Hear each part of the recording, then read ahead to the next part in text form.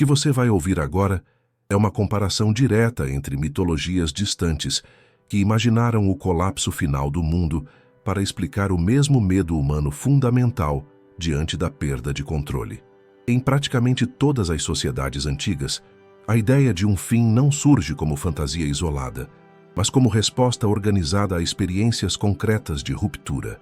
Povos que enfrentaram longos períodos de fome, guerras repetidas, epidemias, secas prolongadas ou colapsos políticos desenvolveram narrativas que transformavam essas crises em linguagem cósmica. O fim do mundo aparece, nesse contexto, como um espelho ampliado do que já havia sido vivido em escala humana. Antes de ser destruição total, ele é uma soma de falhas acumuladas que ultrapassam a capacidade de correção da comunidade. Antes de continuar, por favor, curta o vídeo, inscreva-se no canal e comente de qual cidade ou estado que você está assistindo esse vídeo documentário. Isso ajuda muito o canal a continuar crescendo. Essas narrativas não começam com fogo caindo do céu ou oceanos engolindo continentes. Elas começam com a percepção de que algo essencial deixou de funcionar. A autoridade perde legitimidade, os pactos deixam de ser respeitados, a palavra perde valor, a violência passa a ser banal, o tempo parece desorganizado e as estações se tornam imprevisíveis. O mito do fim surge como tentativa de dar sentido a esse estado prolongado de instabilidade. Ao nomear um desfecho final, a sociedade cria uma moldura para compreender o presente. Um ponto comum entre culturas que jamais tiveram contato entre si é a ideia de que o fim não acontece por acidente. Ele é preparado. Existe sempre um período anterior marcado por sinais reconhecíveis. Esses sinais não exigem sacerdotes ou iniciados para serem percebidos. Eles se manifestam no cotidiano, nas relações familiares, no comportamento coletivo, na forma como o poder é exercido e na relação com a natureza. O mito funciona como um sistema de alerta narrativo, ensinando o que observar quando a ordem começa a se desfazer. Outro elemento recorrente é a ligação entre o fim do mundo e a falha humana. Mesmo em tradições onde forças cósmicas desempenham um papel central, o colapso raramente é apresentado como algo totalmente independente das ações das pessoas. A quebra de juramentos, a injustiça persistente, o abuso de poder, a arrogância diante dos deuses ou da natureza e a recusa em corrigir erros aparecem como gatilhos. O apocalipse, nesses casos, não é punição súbita, mas consequência acumulada. Para tornar esse processo compreensível, as mitologias criam estruturas temporais. Algumas organizam a história em ciclos, onde o mundo nasce, se desenvolve, se corrompe e é reiniciado. Outras adotam uma progressão mais linear, onde o fim representa um ponto de ruptura irreversível. Em ambos os casos, o tempo deixa de ser apenas contagem de dias e passa a ser instrumento moral. Cada era carrega expectativas específicas de comportamento, e o fim chega quando essas expectativas são sistematicamente violadas. A morte dos deuses, presente em várias tradições, aprofunda essa lógica. Quando até as entidades sagradas estão sujeitas ao colapso, o mito transmite a ideia de que não existe garantia absoluta de estabilidade. O sagrado não é um refúgio fora do tempo, mas parte da engrenagem do mundo. A queda divina simboliza o esgotamento total das forças que sustentavam a realidade conhecida.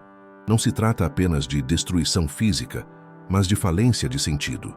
Esses relatos também cumprem uma função política. Ao descrever o que acontece quando a ordem se desfaz, o mito estabelece parâmetros de comportamento aceitável. Ele ensina o que deve ser preservado para evitar o colapso ou, em algumas culturas, para adiá-lo. O fim do mundo se torna um horizonte regulador. Mesmo quando é apresentado como inevitável, ele serve para justificar escolhas no presente, moldando leis, rituais, sacrifícios e estruturas de poder. Quando observados em conjunto, esses sistemas narrativos revelam um padrão desconfortável. O medo que move a imaginação apocalíptica não é o desconhecido absoluto, mas a repetição ampliada do que já foi visto em escala menor. As mitologias do fim não inventam o caos. Elas o reconhecem, o organizam e o projetam até o limite máximo possível. O que muda de cultura para cultura é a forma da destruição, não o caminho que leva até ela. É a partir desse ponto que se torna possível colocar lado a lado tradições tão diferentes e perceber que por trás de nomes distintos e cenários específicos existe a mesma tentativa humana de responder à pergunta mais incômoda de todas: o que acontece quando os mecanismos que sustentam o mundo deixam de operar ao mesmo tempo? As mitologias do fim do mundo se organizam, antes de qualquer catástrofe, em torno de uma pergunta silenciosa: o tempo termina ou recomeça? Essa divisão não é estética nem filosófica. Ela nasce de formas distintas de observar a natureza, a história e a repetição da ruína. Onde o mundo parece se regenerar após a destruição, o fim é concebido como ciclo. Onde a destruição deixa cicatrizes permanentes, o fim assume caráter definitivo. Essa diferença molda tudo o que vem depois, desde os sinais do colapso até o destino dos deuses e dos humanos. Em culturas agrícolas fortemente dependentes das estações, o tempo raramente é visto como linha reta. Plantio, colheita, seca, cheia e renascimento constroem uma percepção de repetição inevitável. Nessas tradições, o mundo não caminha para um único desfecho, mas para sucessivos colapsos parciais. O fim não é exceção, ele é etapa. Cada destruição prepara o terreno para uma nova ordem, ainda que essa nova ordem carregue falhas semelhantes às anteriores. O medo não está no desaparecimento absoluto, mas na degradação progressiva antes do reinício. Já em sociedades marcadas por rupturas políticas violentas, migrações forçadas ou colapsos institucionais sem retorno imediato, o tempo tende a ser percebido como frágil e irreversível. Quando uma cidade cai e não se reconstrói, quando uma linhagem se extingue, quando um império desaparece, a experiência histórica ensina que certas perdas não voltam. Nessas culturas, o fim do mundo assume tom de encerramento total. O colapso não prepara um novo ciclo. Ele encerra a possibilidade de continuidade conhecida. Essa diferença se reflete diretamente na posição dos deuses. Em sistemas cíclicos, as divindades participam do processo de dissolução e recriação. Elas não são derrotadas por falha moral isolada, mas consumidas pelo desgaste do tempo. A destruição é necessária para restaurar o equilíbrio cósmico. O fim, nesse caso, não é tragédia isolada, mas mecanismo de manutenção do universo. Mesmo a violência extrema possui função estrutural. Nos sistemas irreversíveis, a morte dos deuses carrega peso distinto.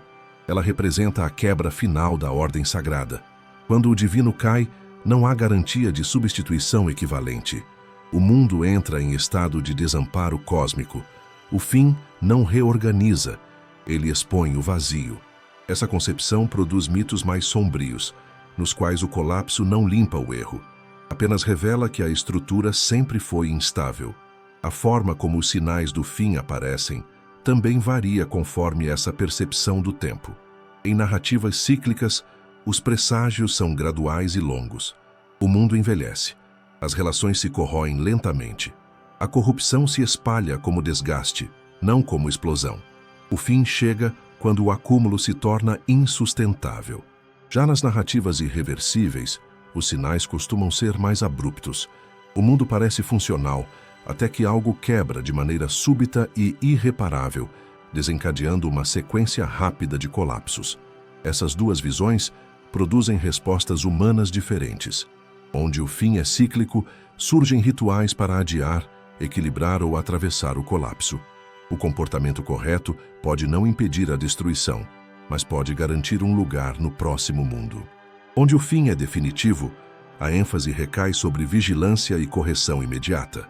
Cada falha ganha peso extremo, porque não haverá reinício que a dilua. Mesmo assim, as fronteiras entre essas concepções não são rígidas. Muitas mitologias combinam elementos de ambas. Um ciclo pode terminar de forma tão violenta que parece definitivo, enquanto um fim anunciado como absoluto pode conter vestígios de recomeço restrito. Essa ambiguidade reflete a experiência humana real. Algumas crises se repetem, outras encerram capítulos inteiros da história sem retorno. Ao observar essas estruturas lado a lado, fica evidente que o medo central não é apenas o da destruição física, mas o da perda de continuidade. O que apavora não é somente morrer, mas não saber se algo familiar sobreviverá depois. As mitologias do fim organizam esse medo em sistemas temporais distintos, preparando o terreno para narrativas onde o colapso pode ser esperado, temido, adiado ou simplesmente aceito como parte inevitável da existência. Nas tradições do norte europeu, o fim do mundo não é um erro a ser evitado, nem uma punição negociável. Ele é um evento inscrito na própria estrutura do cosmos. O Ragnarok não acontece porque alguém falhou em tempo específico, mas porque o tempo, por definição, conduz ao desgaste absoluto. A narrativa nasce em sociedades moldadas por clima extremo, ciclos curtos de sobrevivência e guerras constantes, onde a percepção de inevitabilidade fazia parte da experiência cotidiana. Nesse contexto, imaginar um mundo eterno seria menos realista do que aceitar um mundo destinado ao colapso. O elemento mais marcante do Ragnarok é a morte dos próprios deuses. Diferente de outras tradições em que o divino observa a destruição à distância, aqui as entidades centrais do panteão participam diretamente da batalha final e caem uma a uma. Odin é devorado, Thor vence o inimigo ao custo da própria vida, e a maioria das forças que sustentavam a ordem desaparece. Essa escolha narrativa elimina qualquer expectativa de salvação transcendental. Se até os deuses morrem, não existe refúgio fora do conflito. Antes do colapso total, o mundo entra em um longo processo de deterioração reconhecível. O inverno se estende por anos consecutivos, destruindo colheitas e enfraquecendo comunidades. A escassez alimenta conflitos internos. Irmãos lutam entre si, alianças se desfazem, juramentos perdem valor. A violência deixa de ser exceção e passa a ser regra. Esses sinais não são apresentados como eventos sobrenaturais isolados, mas como extensão lógica de um ambiente onde recursos são limitados e a sobrevivência exige ruptura constante de laços sociais. A ordem cósmica também se desfaz. O Sol e a Lua são perseguidos e consumidos, removendo a regularidade do tempo. O céu perde previsibilidade e o mundo entra em estado de desorientação permanente. Essa ruptura simbólica do calendário reflete a perda de qualquer referência estável. Sem ciclos confiáveis não existe planejamento, apenas reação. O fim se aproxima não como surpresa, mas como desgaste completo da previsibilidade. O papel dos monstros no Ragnarok é igualmente revelador. Eles não surgem do nada no momento final. Muitos já estavam presos, contidos ou afastados por acordos frágeis. Quando essas contenções falham, as forças destrutivas retornam com intensidade máxima. A mensagem implícita é clara. O caos nunca foi eliminado, apenas mantido à distância. O colapso ocorre quando os mecanismos de contenção deixam de funcionar simultaneamente. A batalha final não é descrita como vitória moral. Não existe redenção coletiva nem recompensa proporcional ao comportamento anterior. A coragem não impede a morte, apenas define a forma como ela é enfrentada. Esse detalhe diferencia profundamente o imaginário nórdico de tradições que associam o fim a julgamento ou purificação ética. Aqui, o valor está na ação diante do inevitável, não no resultado. Mesmo os sobreviventes do Ragnarok não representam restauração imediata. Poucos deuses retornam e poucos humanos permanecem. O novo mundo surge silencioso, sem garantia de estabilidade duradoura. A narrativa evita qualquer promessa explícita de harmonia eterna. O ciclo recomeça não como solução, mas como repetição potencial de um processo que já demonstrou sua fragilidade. Dentro desse sistema, o Ragnarok funciona como explicação totalizante para o sofrimento humano. A dureza da vida não é sinal de erro isolado, mas reflexo de um universo condenado ao desgaste. O mito não oferece consolo, apenas coerência interna. Ele ensina que resistir não muda o destino final, mas define o significado da travessia.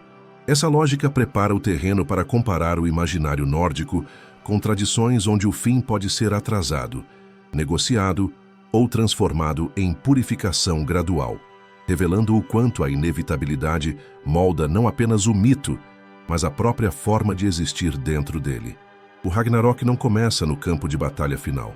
Ele se infiltra na vida comum por meio de sinais sociais e ambientais que se acumulam até romper os últimos limites de contenção. O primeiro desses sinais é a quebra sistemática de vínculos. Laços familiares se tornam frágeis, alianças políticas perdem sentido e juramentos deixam de ser respeitados. A palavra empenhada, que sustentava a confiança mínima entre indivíduos e grupos, passa a não valer nada. Esse processo não exige catástrofe visível. Ele se manifesta como normalização da traição e da deslealdade. A escassez prolongada aprofunda o quadro. Invernos sucessivos corroem a capacidade de produção e armazenamento, gerando fome crônica. A falta de recursos não aparece como evento isolado, mas como condição persistente que pressiona decisões diárias. Sob esse estresse, a ética coletiva se fragmenta. O roubo deixa de ser exceção. A violência passa a ser aceita como meio legítimo de sobrevivência, e a cooperação cede lugar à competição imediata.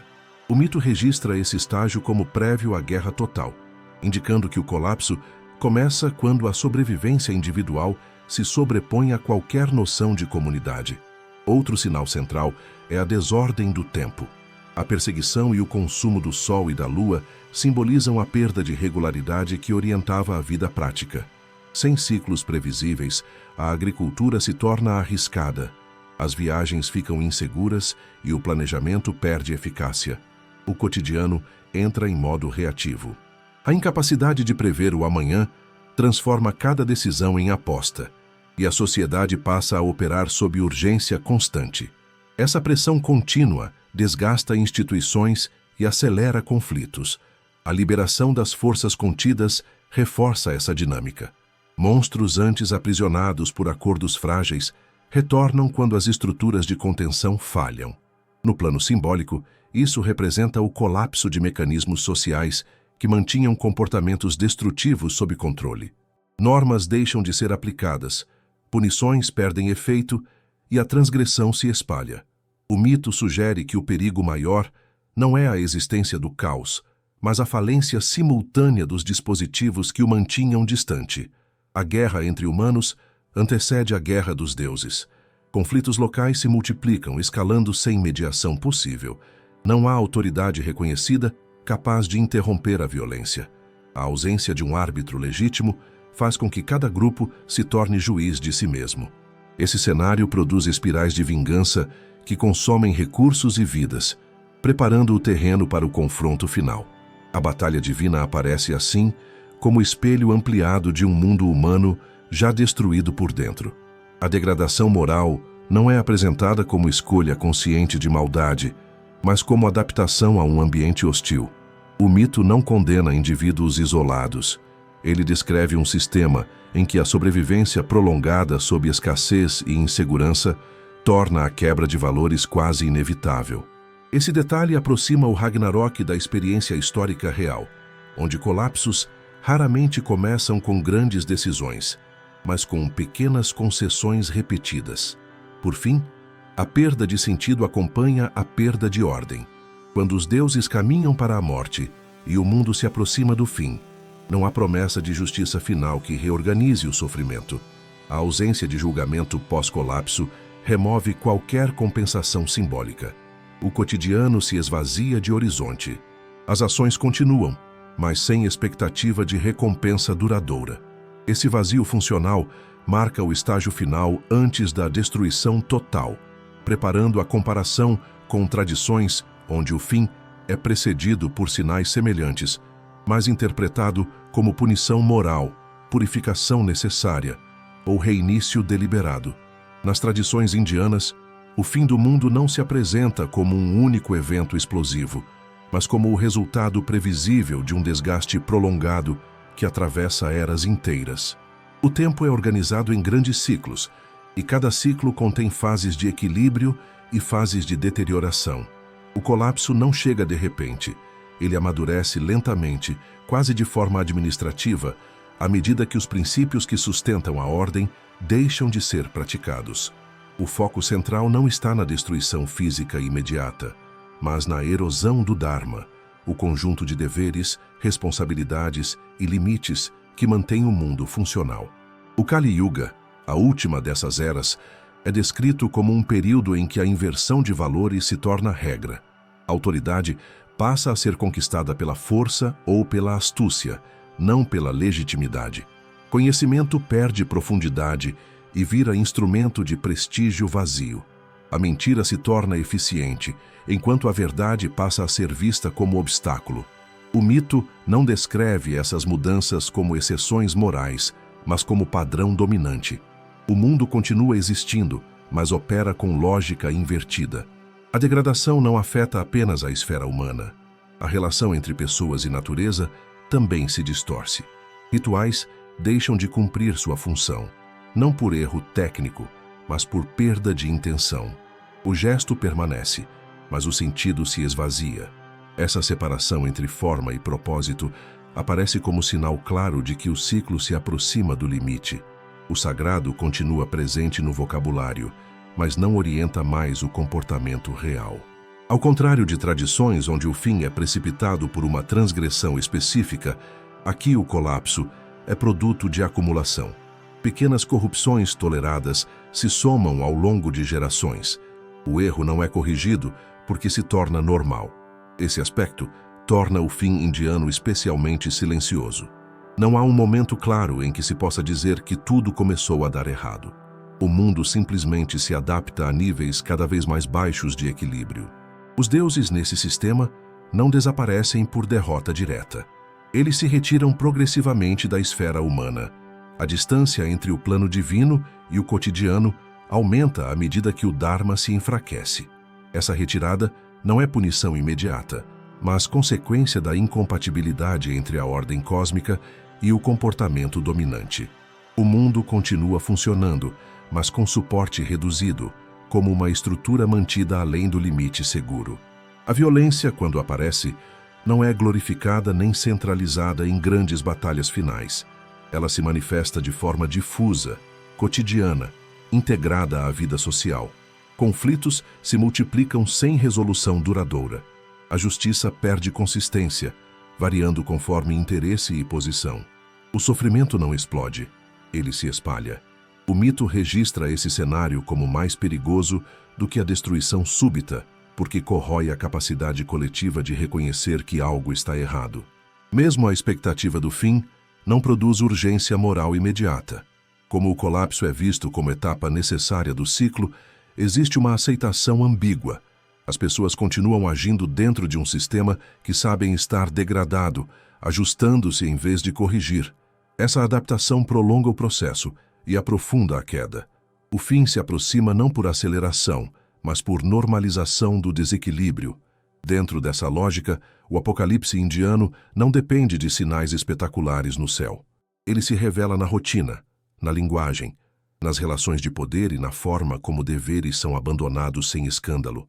O mundo não precisa acabar para deixar de cumprir sua função essencial. Essa percepção prepara o contraste com tradições onde a destruição assume forma abrupta, personificada e violenta, enquanto aqui o colapso se instala como desgaste estrutural contínuo, difícil de interromper quando já avançou demais.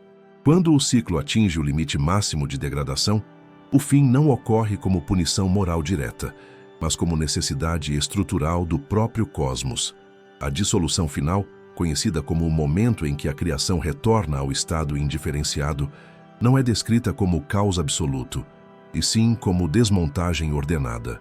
Cada elemento que compõe o universo deixa de sustentar sua função específica, iniciando um processo de retração que começa no plano sutil e avança até a matéria. O fogo assume papel central nesse estágio, não como agente de vingança, mas como instrumento de retorno. A dança de Shiva representa a dinâmica da destruição que possibilita nova criação. Esse fogo não consome por ódio nem por justiça. Ele consome porque a estrutura anterior perdeu capacidade de se manter. O mundo não é atacado de fora, ele colapsa de dentro. A energia que antes sustentava formas passa a dissolvê-las. Os deuses não resistem a esse processo porque não estão acima dele. Diferente de sistemas onde o divino luta contra a destruição, aqui as próprias divindades participam da retração cósmica. Elas representam funções específicas do universo, e quando essas funções se esgotam, as entidades correspondentes também se desfazem temporariamente. O crepúsculo não é derrota, mas suspensão. O sagrado entra em estado latente, aguardando condições para nova manifestação. Esse mecanismo reforça a ideia de que o fim não é julgamento individual. Não existe tribunal final nem separação explícita entre justos e injustos nesse momento. A destruição não distingue mérito. Tudo que foi formado dentro do ciclo é dissolvido junto com ele. Essa ausência de seleção moral imediata desloca o foco da ética do fim para a ética do processo. O comportamento correto não impede a dissolução, mas influencia a forma como o ciclo seguinte se inicia. A dissolução também afeta o tempo. A sucessão de dias, anos e eras deixa de fazer sentido quando as referências se retraem. O tempo não termina, ele perde função. Sem eventos estruturados, não há narrativa progressiva.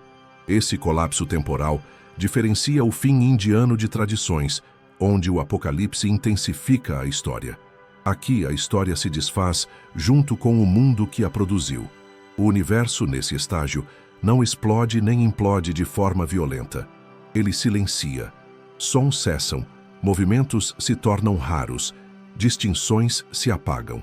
A multiplicidade retorna à unidade indiferenciada. Essa imagem contrasta fortemente com mitologias que enfatizam guerra final, gritos, cataclismos visíveis. O fim indiano opera por esvaziamento gradual, não por impacto súbito. Mesmo assim, a dissolução não é apresentada como solução perfeita. Ela não corrige automaticamente os desequilíbrios que marcaram o ciclo anterior.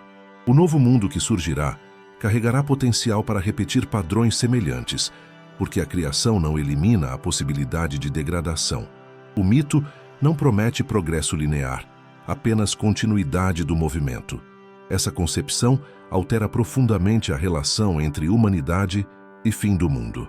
O Apocalipse deixa de ser evento a ser temido como castigo e passa a ser limite estrutural da existência manifestada.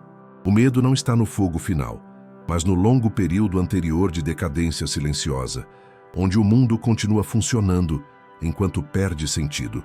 Esse contraste prepara o terreno para observar como outras culturas interpretaram o fim não como dissolução neutra, mas como correção violenta de erros humanos específicos, colocando a destruição a serviço de uma restauração moral explícita. Na tradição grega antiga, o fim do mundo não assume forma única nem definitiva. Ele acontece várias vezes, por diferentes mecanismos, sempre como resposta a um desequilíbrio específico entre humanidade, deuses e ordem natural. Em vez de um apocalipse final absoluto, a mitologia grega descreve uma sucessão de destruições parciais que eliminam gerações inteiras, preservando apenas fragmentos suficientes para que o erro possa reaparecer. O colapso aqui funciona como correção imperfeita, nunca como solução completa. O primeiro padrão recorrente é o dilúvio. A destruição pela água surge quando a violência humana atinge nível considerado insustentável. O mito de Deucalião descreve um mundo tomado por arrogância, desrespeito aos deuses e quebra de hospitalidade. A resposta não é julgamento individual, mas apagamento coletivo. Cidades, campos e linhagens são submersos, e apenas um núcleo mínimo sobrevive. A água não seleciona, ela reinicia em escala reduzida. O fogo aparece como mecanismo complementar. No mito de Phaeton, a tentativa humana de controlar forças cósmicas resulta em incêndio global. O erro não está apenas na ambição, mas na incapacidade de sustentar a responsabilidade associada ao poder. O fogo devasta a terra, altera climas, seca regiões inteiras e ameaça romper o equilíbrio do cosmos. A destruição pelo fogo, nesse contexto, não é purificação espiritual, mas consequência técnica de um sistema levado além de seus limites operacionais. Esses dois elementos, água e fogo, não competem entre si. Eles representam formas distintas de correção. A água apaga excessos sociais, enquanto o fogo pune a arrogância diante das forças naturais.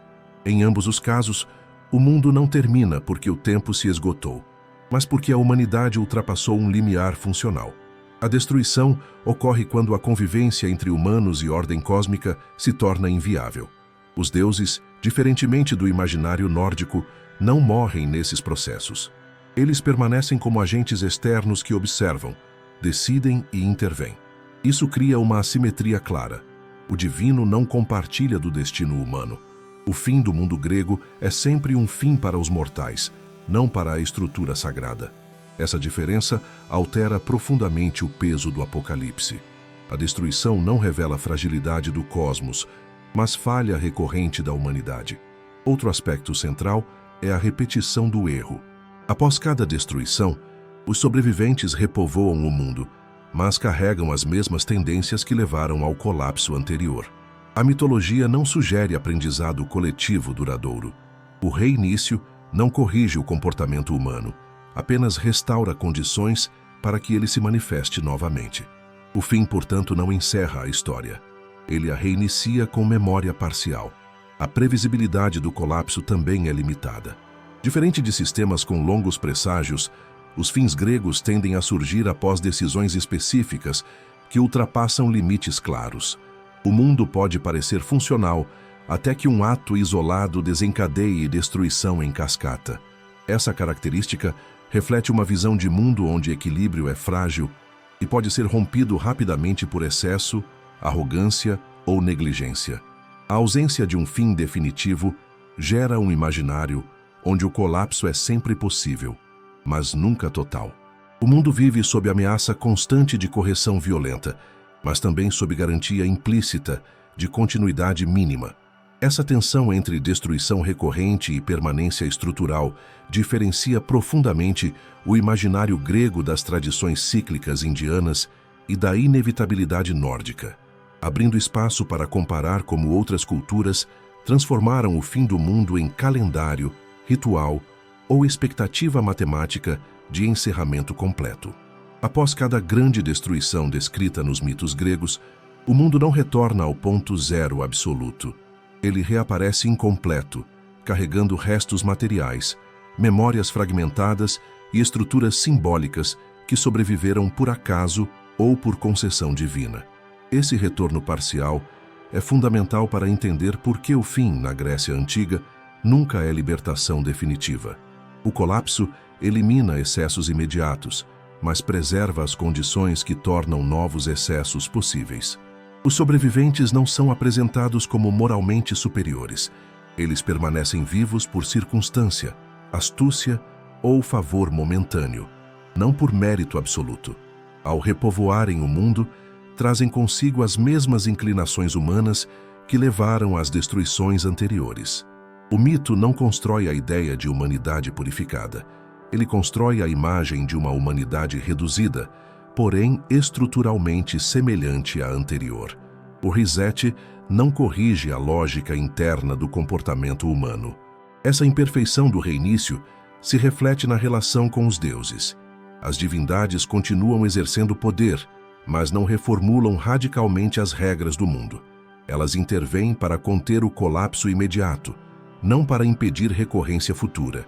A justiça divina opera em ciclos curtos, reagindo a excessos específicos sem promover transformação duradoura. O cosmos permanece funcional, porém vulnerável às mesmas falhas.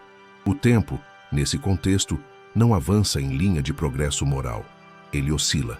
Longos períodos de estabilidade são interrompidos por colapsos abruptos, seguidos de reconstruções frágeis. Essa visão reflete uma experiência histórica marcada por ascensão e queda de cidades, guerras internas, tiranias temporárias e restaurações incompletas. O mito traduz essa realidade em escala cósmica, projetando a instabilidade política no funcionamento do universo. A ausência de sinais longos e claros antes do fim reforça a sensação de fragilidade permanente. O mundo grego pode parecer equilibrado, até que um erro específico ultrapasse o limite. A fronteira entre ordem e colapso é estreita. Essa característica distingue esse imaginário de sistemas onde o fim é anunciado por decadência lenta. Aqui, o perigo está na confiança excessiva de que tudo continuará funcionando. O uso recorrente de água e fogo também reforça a ideia de correção técnica, não moral. A destruição atua como mecanismo de contenção, não como julgamento final.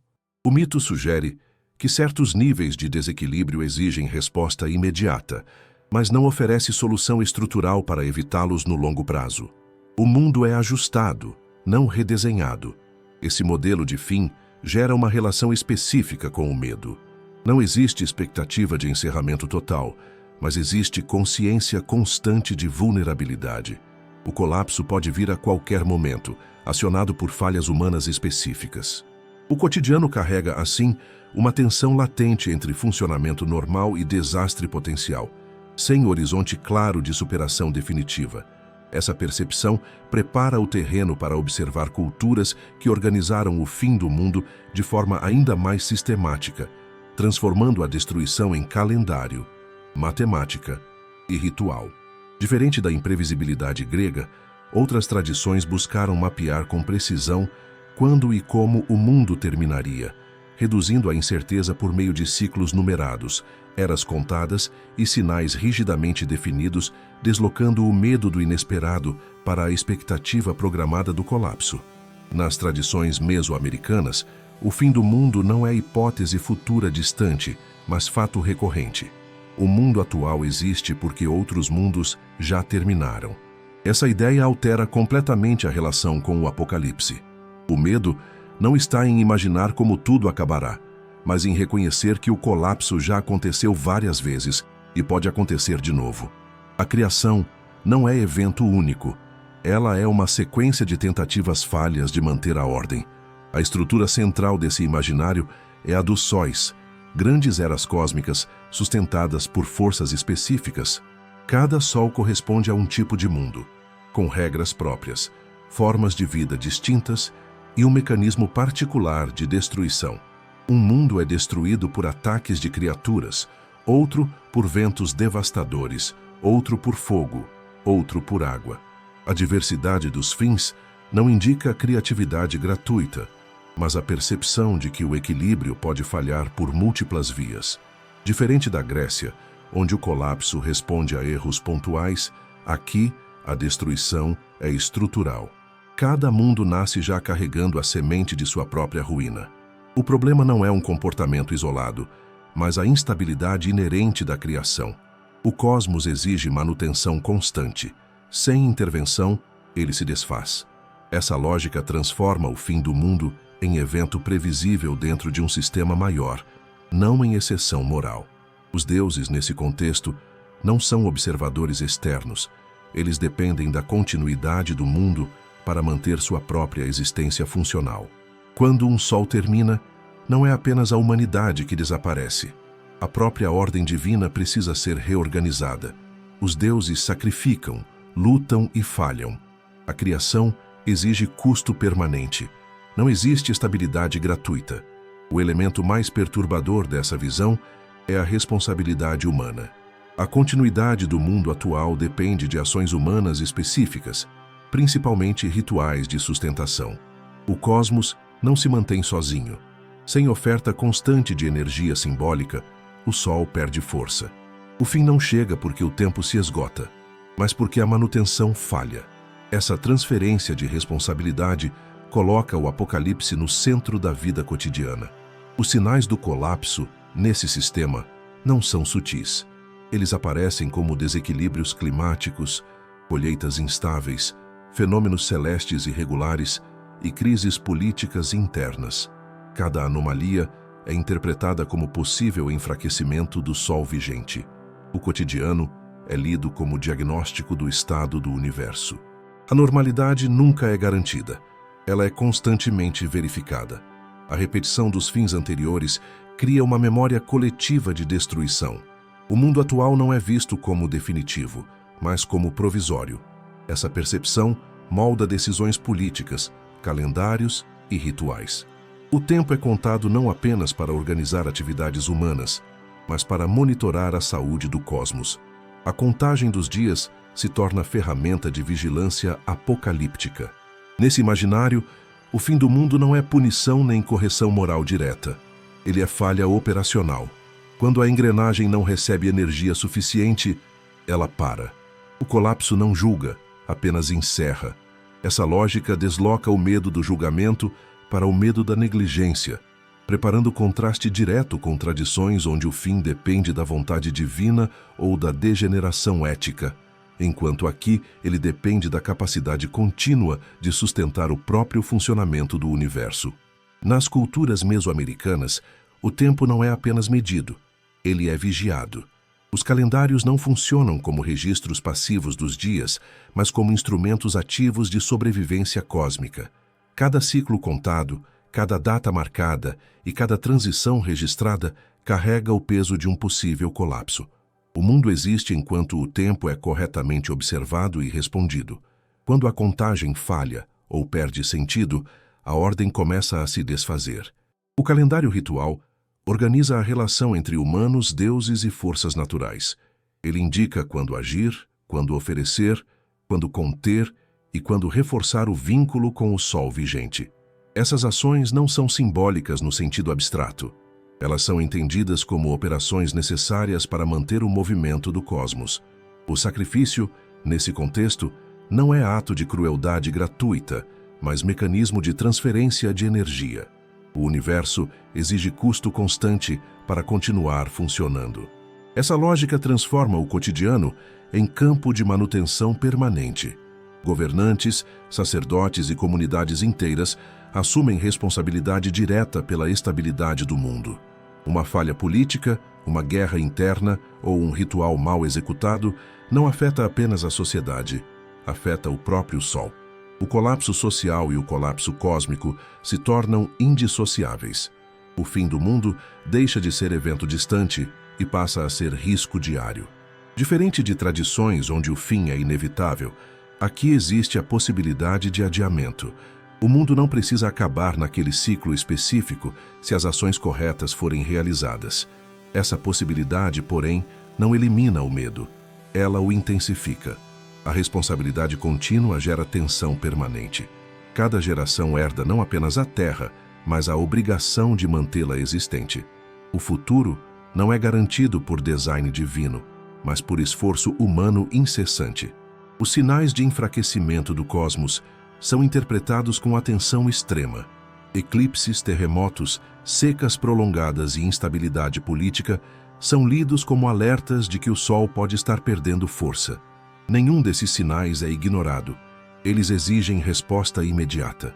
A normalidade é sempre provisória, condicionada ao sucesso das práticas de manutenção. Os deuses, nesse sistema, não ocupam posição de controle absoluto. Eles dependem da cooperação humana para continuar exercendo sua função. Essa dependência cria uma relação tensa e desigual. Os humanos precisam agir corretamente para sustentar os deuses, e os deuses precisam ser sustentados para manter o mundo. O fim ocorre quando essa cadeia de dependência se rompe em múltiplos pontos ao mesmo tempo. A repetição de mundos destruídos no passado reforça a urgência. O colapso não é hipótese teórica, ele é memória histórica mítica. Cada falha anterior serve como aviso concreto do que acontece quando a manutenção é interrompida. O presente é vivido sob a sombra de fins já ocorridos, transformando o Apocalipse em referência constante, não em exceção distante. Essa concepção altera profundamente a forma de lidar com o medo. O terror não vem de julgamento moral nem de guerra final, mas da possibilidade de erro acumulado. Um pequeno desvio repetido ao longo do tempo pode enfraquecer toda a estrutura. O fim do mundo aqui não chega como surpresa devastadora, mas como consequência de negligência prolongada em um sistema que nunca foi estável por si só.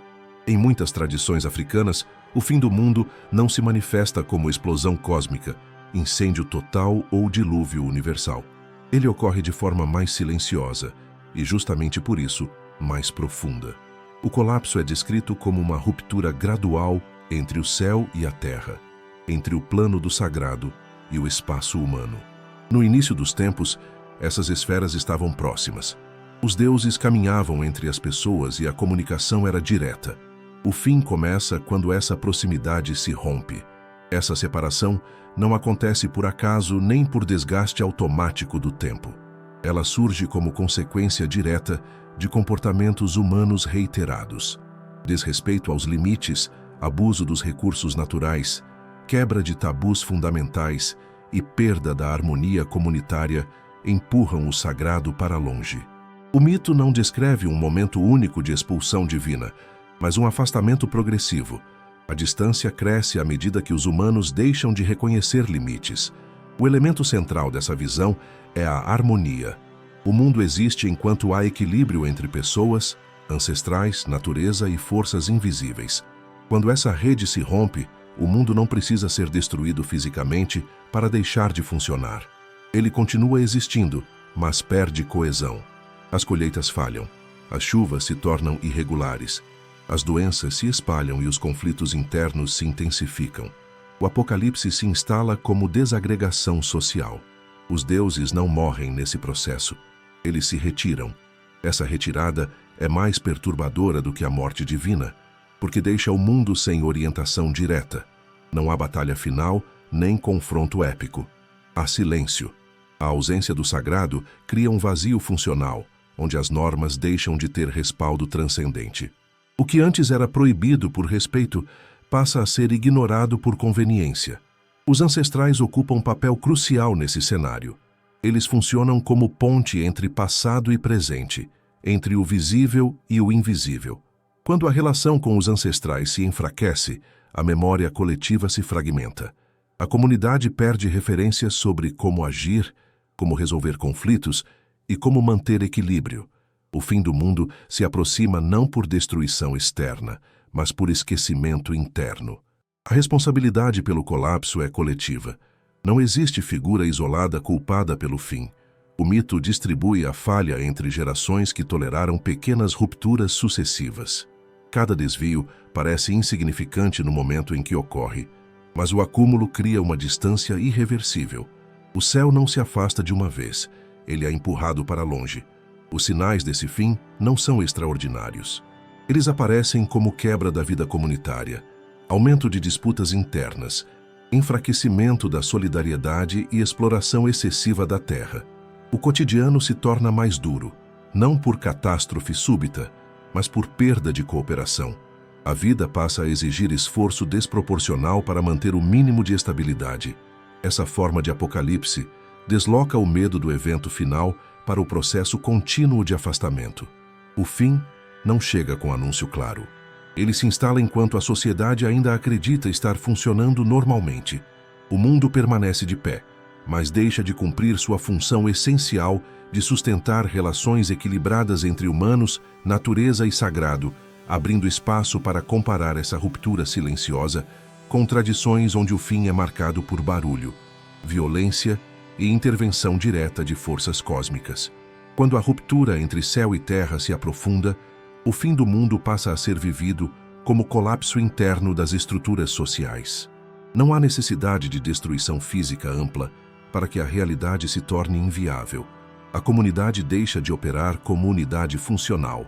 As regras que organizavam convivência, partilha e resolução de conflitos perdem eficácia. O mundo continua existindo, mas sem coordenação suficiente para sustentar a vida coletiva. O primeiro impacto aparece na distribuição de recursos. A Terra, antes compreendida como espaço compartilhado e regulado por limites simbólicos, passa a ser explorada de forma predatória. A lógica de uso se desloca do equilíbrio para a extração máxima. Esse excesso não gera prosperidade duradoura, apenas acelera a escassez. O mito registra esse estágio como momento crítico, porque a sobrevivência deixa de ser garantida pela cooperação e passa a depender de força ou privilégio. A autoridade tradicional também se fragmenta. Líderes perdem legitimidade quando deixam de agir como mediadores entre o humano e o sagrado. O poder se torna instrumento pessoal, não função comunitária. Sem referência superior reconhecida, disputas internas se multiplicam. Cada grupo passa a operar segundo interesses imediatos, enfraquecendo a capacidade coletiva de responder a crises maiores. O fim do mundo, nesse ponto, assume forma administrativa. O sistema deixa de coordenar suas próprias partes. As doenças ganham significado especial nesse cenário. Elas não são vistas apenas como fenômenos biológicos, mas como sinais de desarmonia generalizada. O corpo individual reflete o estado do corpo social. A propagação de enfermidades indica que os limites foram violados em múltiplos níveis. O cuidado deixa de ser coletivo e passa a ser fragmentado, ampliando o impacto do colapso. A quebra da transmissão de conhecimento entre gerações aprofunda a crise.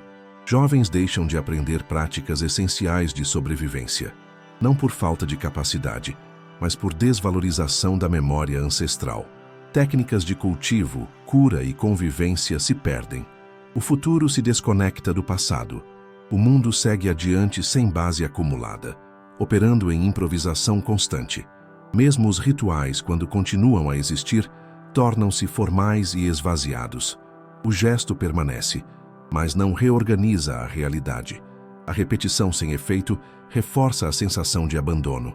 O sagrado não responde, não por ausência total, mas porque a conexão foi comprometida. O fim se manifesta como silêncio persistente diante de pedidos que antes encontravam resposta. Esse tipo de apocalipse não possui data marcada nem evento conclusivo.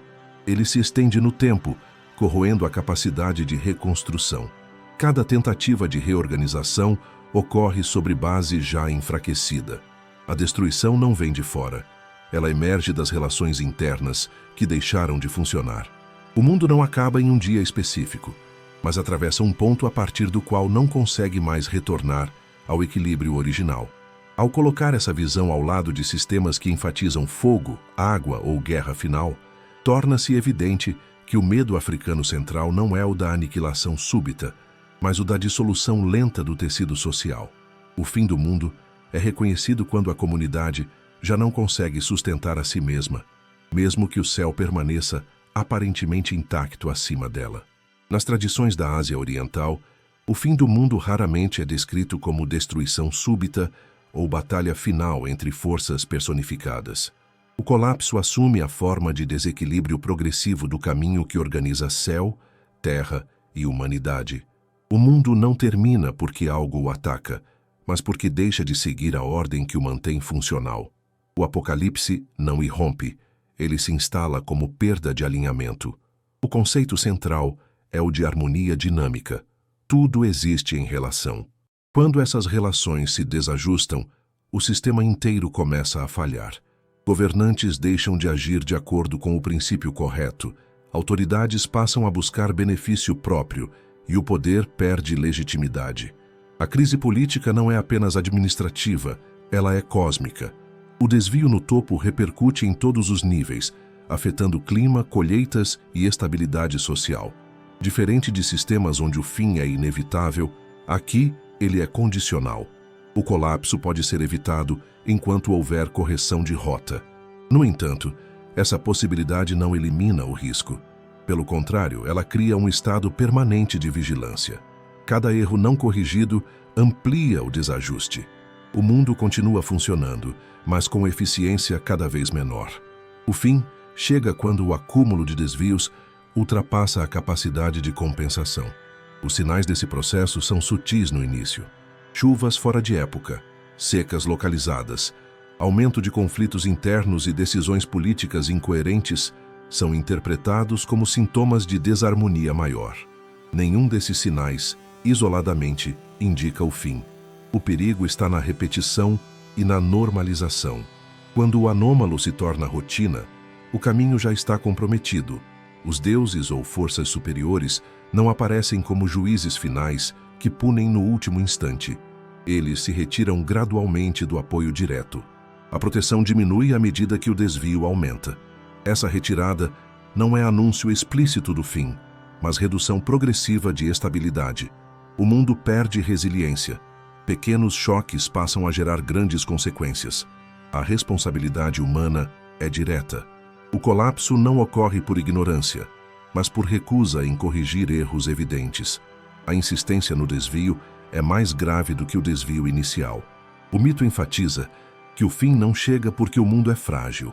mas porque a correção deixa de ser prioridade. A persistência no erro transforma desequilíbrio temporário em falha estrutural.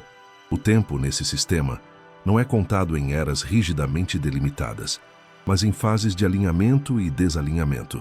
O fim não possui data fixa. Ele se aproxima na medida em que a distância entre o comportamento humano e a ordem do cosmos aumenta. Essa elasticidade temporal torna o apocalipse difícil de reconhecer, porque não há marco claro de transição. Essa concepção desloca o medo do impacto final para o processo contínuo de perda de ajuste. O mundo pode parecer intacto enquanto já opera fora do eixo. O fim não é anunciado por cataclismo visível, mas pela incapacidade crescente de sustentar a harmonia entre decisões humanas, ciclos naturais e forças invisíveis, preparando contraste direto com tradições onde a destruição é imediata, violenta e incontornável. Em várias tradições asiáticas, o fim do mundo não coincide com um evento visível que interrompe subitamente a vida. Ele acontece enquanto as pessoas continuam trabalhando, governando, negociando e repetindo rotinas.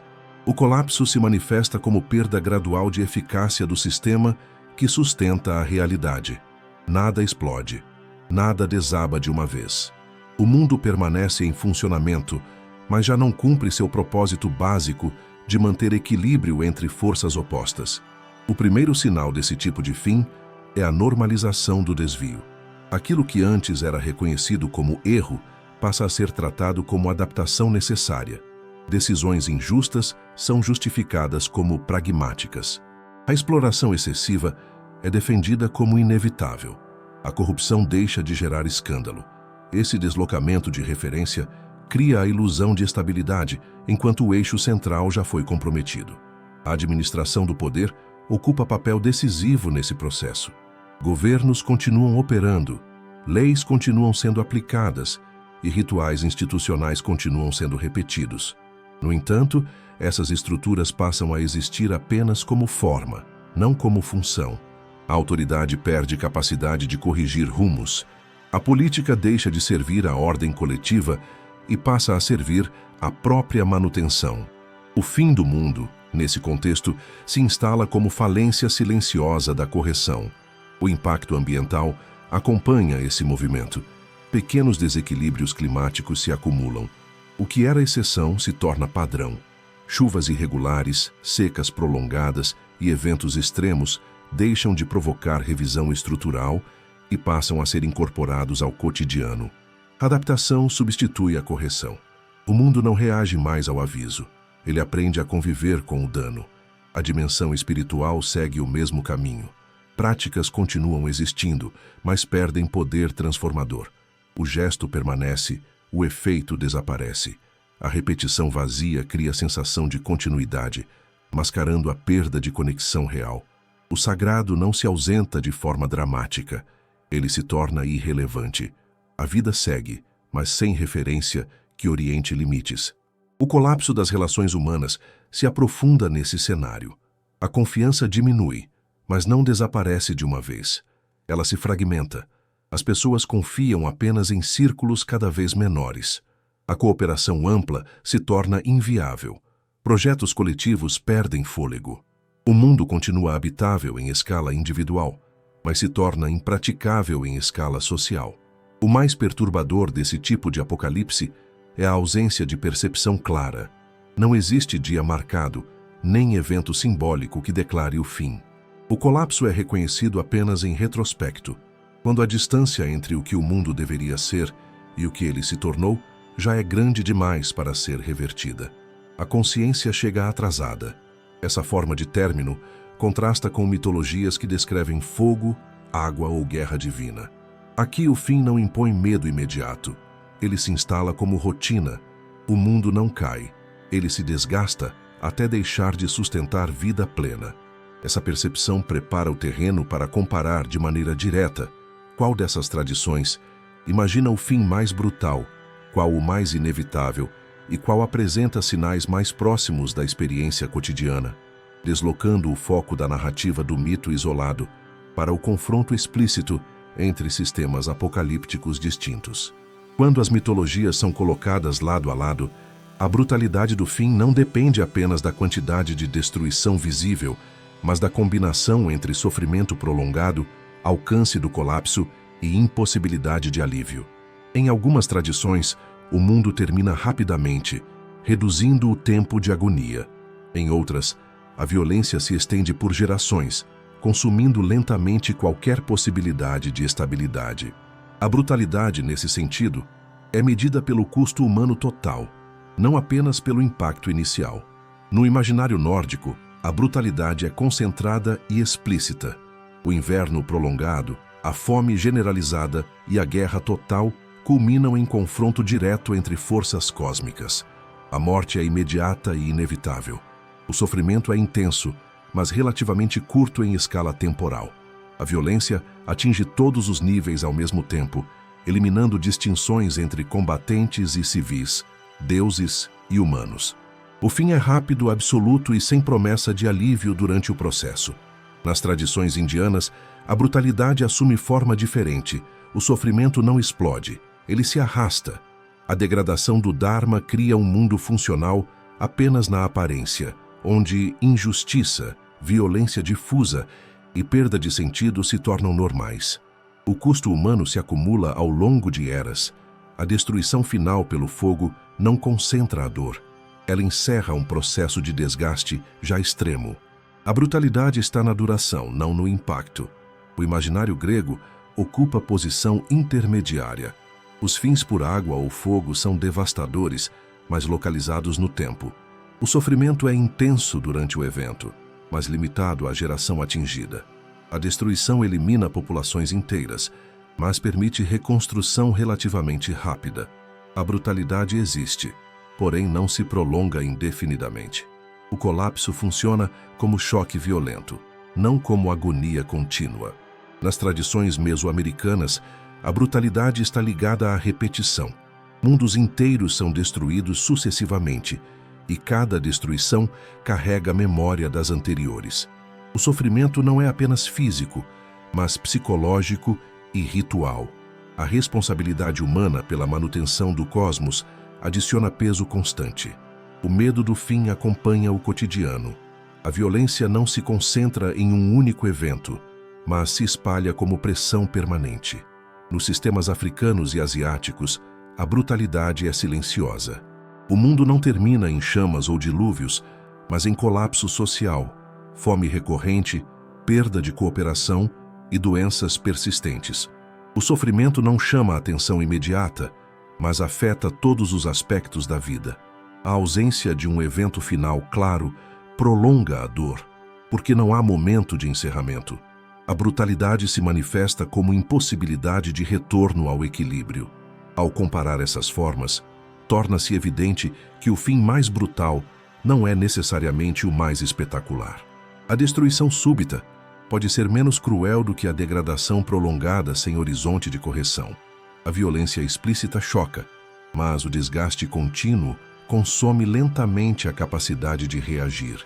Essa diferença revela que a brutalidade apocalíptica não se mede apenas pelo que destrói, mas por quanto tempo impede qualquer forma de vida estável, abrindo espaço para avaliar quais desses fins são percebidos como inevitáveis dentro de suas próprias lógicas internas. A inevitabilidade do fim do mundo varia radicalmente entre as mitologias, e essa variação revela como cada cultura compreendeu limites de ação humana diante do colapso. Em alguns sistemas, o fim está inscrito no próprio funcionamento do tempo. Em outros, ele depende de falhas acumuladas que poderiam, ao menos em teoria, ser corrigidas. A diferença central não está em acreditar ou não no apocalipse, mas em definir se existe margem real de adiamento. No imaginário nórdico, a inevitabilidade é total. O Ragnarok não pode ser evitado, negociado ou atrasado de forma significativa. Ele é consequência direta da estrutura do cosmos. Os deuses conhecem seu destino, mas esse conhecimento não altera o resultado. A previsibilidade não gera controle. O fim acontecerá porque o mundo foi construído para se desgastar até esse ponto. Nenhuma ação humana ou divina é suficiente para interromper o processo. A única variável é a forma como o destino será enfrentado. Nas tradições indianas, A inevitabilidade também é estrutural, mas distribuída no tempo. O fim do ciclo não pode ser impedido, porque cada era possui duração limitada. O Kali Yuga terminará quando a degradação atingir determinado limiar. No entanto, a velocidade desse processo pode variar. A dissolução é certa, mas o ritmo do desgaste pode ser influenciado. O fim não é surpresa, mas também não é imediato. Ele se aproxima como consequência natural de um sistema que se consome lentamente. O caso grego apresenta inevitabilidade parcial. O mundo não está destinado a terminar de forma definitiva, mas está condenado a sofrer destruições recorrentes. Nenhuma geração pode garantir que não enfrentará um colapso. Ao mesmo tempo, nenhum colapso encerra a história de forma absoluta. O fim é inevitável como evento periódico, não como encerramento total. Essa ambiguidade cria um estado permanente de risco sem conclusão final. Nas tradições mesoamericanas, a inevitabilidade é condicional. O mundo pode acabar se a manutenção falhar, mas pode continuar se as ações corretas forem realizadas.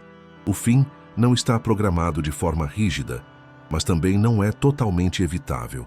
Cada sol possui fragilidade própria. Mesmo com esforço máximo, a criação carrega instabilidade inerente. O apocalipse pode ser adiado, mas nunca eliminado como possibilidade.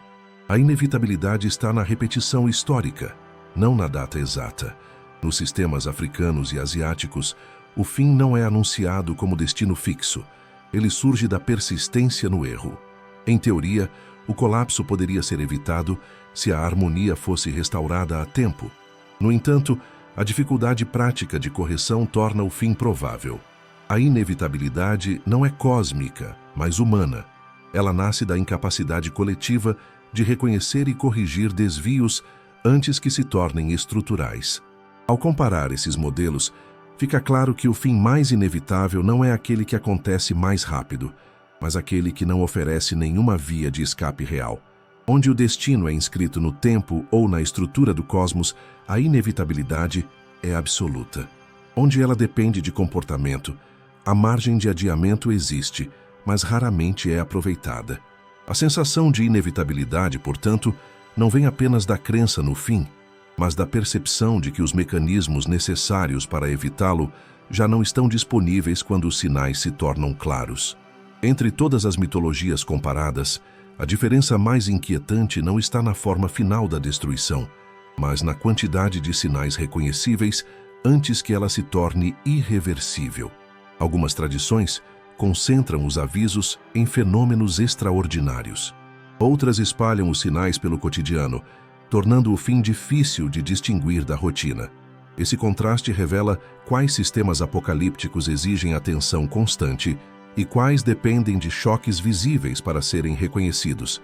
No imaginário nórdico, os sinais são claros, mas extremos. Invernos sucessivos, fome generalizada, guerras internas e colapso de alianças não passam despercebidos. O cotidiano se deteriora de forma abrupta. A normalidade desaparece rapidamente. O mundo avisa que está acabando, porque deixa de funcionar de maneira reconhecível. O problema não é interpretar os sinais, mas sobreviver tempo suficiente para reagir a eles. Nas tradições indianas, os sinais são onipresentes e discretos. A degradação do Dharma não exige catástrofe visível. Ela se manifesta em decisões injustas, inversão de valores, banalização da mentira, autoridade sem legitimidade e conhecimento usado como prestígio vazio. Tudo isso pode existir em um mundo aparentemente estável. O cotidiano segue operando enquanto perde direção. O fim se anuncia por comportamentos aceitos, não por eventos extraordinários. O mundo grego apresenta sinais irregulares. O colapso não é precedido por decadência longa, mas por excesso específico. Um ato isolado de arrogância ou transgressão pode desencadear destruição em cascata. O cotidiano pode parecer funcional até o momento do erro crítico. Nesse sistema, os sinais não estão distribuídos no tempo, mas concentrados em decisões-chave. A atenção precisa estar focada no limite, não na rotina. Nas tradições mesoamericanas, o cotidiano inteiro é sistema de monitoramento. Cada dia contado, cada ritual executado e cada evento natural observado funciona como indicador do estado do cosmos. O apocalipse não é detectado apenas quando algo dá errado, mas quando algo deixa de ser feito corretamente. O sinal está na falha operacional, não no desastre em si. A normalidade é constantemente avaliada, nunca presumida. Nos sistemas africanos, os sinais aparecem na dissolução da vida comunitária, aumento de conflitos internos, enfraquecimento da solidariedade, ruptura na transmissão de conhecimento e exploração excessiva da terra indicam afastamento do sagrado. Nada disso exige fenômeno extraordinário. O mundo pode parecer intacto fisicamente enquanto já perdeu sua base de funcionamento social. O fim se manifesta como incapacidade de sustentar cooperação. Na Ásia Oriental, os sinais estão na repetição do desvio. Pequenos desequilíbrios climáticos, decisões políticas incoerentes e perda gradual de legitimidade são lidos como sintomas de desalinhamento do caminho. O perigo não está em um sinal isolado, mas na insistência. Quando o anômalo se torna habitual, o fim já está em andamento, mesmo que não seja reconhecido como tal. Ao colocar essas tradições lado a lado, torna-se evidente que os fins com mais sinais cotidianos são justamente os menos espetaculares. Eles não dependem de fogo, água ou guerra divina. Eles se anunciam na rotina, na linguagem, na política, nas relações humanas e na forma como erros passam a ser tolerados. O apocalipse mais difícil de perceber não é o que chega com barulho, mas o que se instala enquanto tudo parece continuar funcionando normalmente, deslocando o medo do evento final para a atenção constante ao que é tratado como normal. Quando as narrativas de fim do mundo são observadas em conjunto, os detalhes específicos perdem protagonismo e estruturas recorrentes começam a se destacar. Independentemente do nome dos deuses, do clima, da geografia ou do período histórico, as mitologias convergem para um mesmo esqueleto narrativo. O Apocalipse raramente surge como evento isolado. Ele é precedido por falhas acumuladas que se reforçam mutuamente até romper a capacidade do sistema de se sustentar. O primeiro padrão recorrente é a degradação da ordem antes da destruição. Em quase todas as tradições, o mundo não termina enquanto ainda funciona plenamente. Ele se deteriora. As regras que garantiam previsibilidade deixam de operar. A autoridade perde legitimidade e a confiança social se fragmenta. A catástrofe final, quando ocorre, apenas formaliza um colapso que já estava em andamento. O mito insiste em mostrar que o fim começa muito antes de ser reconhecido como tal. Outro padrão constante é a associação entre colapso cósmico e comportamento humano. Mesmo em sistemas onde o fim é estrutural ou cíclico, as ações humanas aparecem como aceleradores do processo. Injustiça persistente, arrogância, negligência, ruptura de limites e recusa em corrigir desvios são elementos comuns. O apocalipse não cai do céu sem participação. Ele é preparado no cotidiano, seja por excesso, seja por abandono gradual de responsabilidades. A presença de sinais prévios também se repete. Esses sinais não exigem conhecimento esotérico para serem percebidos. Eles aparecem como anomalias ambientais, crises políticas, conflitos internos, perda de sentido nos rituais e banalização do erro. O mito não descreve o fim como surpresa absoluta. Ele descreve uma sequência de avisos ignorados ou reinterpretados até perderem eficácia. O colapso ocorre quando a capacidade de responder aos sinais já foi corroída. A fragilidade do sagrado é outro elemento recorrente. Em algumas tradições, os deuses morrem. Em outras, se retiram. Em outras, tornam-se dependentes da ação humana. Em todas, o sagrado deixa de funcionar como garantia absoluta de estabilidade. Essa fragilidade reforça a ideia de que nenhuma instância externa é capaz de sustentar indefinidamente um mundo que já não se organiza por conta própria. O tempo, embora tratado de formas diferentes, também apresenta convergências. Seja linear, cíclico ou condicionado, ele nunca é infinito. Todas as mitologias impõem limite à duração de uma ordem específica. O mundo atual não é eterno, Ele existe dentro de margens que podem ser consumidas por desgaste, erro ou falha de manutenção. O apocalipse surge quando essas margens são ultrapassadas. Outro padrão significativo é a ausência de solução definitiva. Mesmo nos sistemas que apresentam recomeço, o novo mundo carrega potencial para repetir os mesmos desequilíbrios. A destruição não elimina a possibilidade de erro. Ela apenas reinicia o cenário. O mito não promete progresso moral garantido. Ele descreve ciclos de tentativa, falha e reconstrução incompleta. Esses padrões universais revelam que o apocalipse não é apenas medo do fim físico, mas medo da perda de função. O mundo termina quando deixa de cumprir aquilo para o qual foi organizado. A destruição visível é consequência, não causa primária. Ao reconhecer essas estruturas comuns, torna-se possível observar o fim do mundo não como fantasia cultural isolada, mas como linguagem compartilhada para expressar limites reais de sistemas sociais, políticos e ambientais que, quando ultrapassados, produzem colapso inevitável. Quando os deuses morrem, se retiram ou perdem função, o que permanece não é o vazio absoluto, mas um medo reorganizado. As mitologias mostram que o fim do mundo não elimina a angústia humana, ele a desloca. Mesmo após o colapso cósmico, o temor fundamental continua existindo, agora sem mediação divina clara. O Apocalipse não resolve o problema do medo, apenas expõe sua autonomia. Em sistemas onde os deuses morrem em combate, como no imaginário nórdico, a ausência divina não traz libertação. Ela reforça a percepção de que não existe proteção última.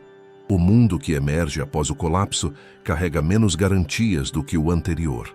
A sobrevivência não depende mais de pactos sagrados, mas de adaptação direta a um ambiente instável. O medo deixa de ser ritualizado e passa a ser prático. Nas tradições onde o sagrado se retira silenciosamente, o efeito é ainda mais perturbador. A ausência não é anunciada.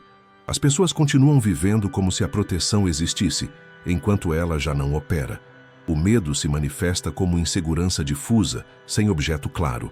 Não há inimigo visível, nem evento específico a evitar. O perigo é não perceber que os antigos mecanismos de sustentação já não funcionam. Mesmo em sistemas cíclicos, onde o fim prepara um novo começo, o medo não desaparece. Ele se ajusta ao próximo ciclo. A memória dos mundos anteriores destruídos permanece como sombra constante. O conhecimento de que tudo já acabou antes impede confiança plena na estabilidade atual. O medo não está no fim imediato, mas na certeza de que o equilíbrio é sempre temporário. Outro elemento recorrente é a transferência do medo do divino para o humano. Quando os deuses falham, morrem ou se afastam, a responsabilidade pelo futuro recai de forma mais direta sobre as pessoas. A ausência de garantias externas torna cada decisão mais pesada. O medo passa a estar ligado à incapacidade coletiva de manter ordem, cooperação e limite. O apocalipse deixa de ser ameaça externa e se transforma em possibilidade interna. As mitologias também revelam que o medo sobrevive porque o fim nunca elimina completamente o mundo. Sempre restam fragmentos, sobreviventes, restos de paisagem, memórias e estruturas parciais continuam existindo. Esses restos carregam a lembrança do colapso anterior e funcionam como aviso permanente. O mundo segue adiante, mas com consciência de sua vulnerabilidade. A persistência do medo está ligada à repetição dos padrões. As mesmas falhas reaparecem sob novas formas. Injustiça, arrogância, negligência e recusa em corrigir desvios retornam em cada ciclo, independentemente do panteão ou da cosmologia. O Apocalipse não ensina automaticamente. Ele apenas cria condições para que o erro reapareça em novo cenário. Esse medo sobrevivente não é irracional dentro do universo mítico. Ele é resposta lógica à observação de que nenhuma ordem é definitiva. O mundo pode ser destruído por fogo, água, guerra, desgaste ou esquecimento, mas em todos os casos, ele falha quando seus próprios mecanismos deixam de operar de forma coordenada. O fim dos deuses não elimina o risco. Ele apenas retira a ilusão de que alguém externo garantirá estabilidade permanente, deixando o medo livre para atravessar eras culturas e sistemas simbólicos sem desaparecer. Quando todas essas tradições são colocadas em paralelo, o que emerge não é uma profecia única sobre como o mundo termina, mas um retrato consistente de como as sociedades lidam com a ideia de limite. O dia em que os deuses morrem não é apenas o momento da destruição final. É o ponto em que a confiança absoluta em uma ordem garantida se desfaz. A morte, retirada ou falha do divino, simboliza o colapso da última instância de segurança. Nas mitologias onde os deuses morrem em batalha, o fim revela que nem mesmo as forças que estruturaram o mundo estavam acima do desgaste. Nas tradições onde os deuses se retiram, o colapso expõe que a ordem dependia de manutenção constante e respeito a limites. Onde os deuses dependem dos humanos para existir, o fim revela que a criação nunca foi estável por si só. Em todos os casos, o sagrado deixa de ser escudo absoluto. O elemento mais consistente entre esses sistemas não é o tipo de destruição, mas o diagnóstico anterior ao colapso. O mundo termina quando perde capacidade de coordenar suas partes, quando a autoridade não corrige, quando rituais não reorganizam, quando relações não sustentam cooperação e quando o tempo deixa de oferecer previsibilidade, a destruição já está em curso, mesmo que ainda não seja visível. O confronto entre essas mitologias mostra que o medo fundamental não é do fim físico, mas da perda de função. Um mundo pode continuar existindo materialmente e ainda assim estar terminado em termos simbólicos, sociais e morais. O Apocalipse é reconhecido quando a realidade deixa de cumprir aquilo para o qual foi construída, seja proteger, organizar, orientar ou limitar. A comparação direta entre Ragnarok, ciclos indianos, correções gregas, sóis mesoamericanos, rupturas africanas e desequilíbrios asiáticos revela que cada cultura projetou no fim do mundo aquilo que mais temia perder. Para alguns, a previsibilidade. Para outros, a justiça. Para outros, a harmonia comunitária. O Apocalipse é a ampliação máxima da fragilidade percebida no presente. O ranking implícito entre fins mais brutais, mais inevitáveis ou mais cheios de sinais cotidianos não aponta para um vencedor absoluto. Ele expõe diferentes formas de vulnerabilidade. A destruição rápida elimina a esperança. A degradação lenta elimina a reação. A inevitabilidade total elimina a escolha. A responsabilidade constante elimina descanso. Cada modelo apocalíptico revela um custo específico de existir dentro daquele sistema de mundo. O dia em que os deuses morrem, portanto, não pertence a uma cultura específica. Ele é uma linguagem compartilhada para expressar o momento em que nenhuma instância superior consegue mais sustentar a ordem. Quando isso acontece, resta apenas o que foi construído dentro do próprio mundo. As mitologias não oferecem consolo final, elas oferecem diagnóstico. Ao longo de eras e continentes, povos diferentes chegaram à mesma conclusão simbólica. O mundo não acaba quando algo externo o destrói, mas quando aquilo que o mantém deixa de funcionar. A morte dos deuses não cria o fim. Ela apenas torna impossível continuar fingindo que a ordem era garantida. Se você chegou até aqui, por favor, deixe o like, se inscreva no canal e comente algum tema histórico que você gostaria de ver por aqui. Sua ideia pode se transformar em vídeo. Bom descanso e até o próximo vídeo.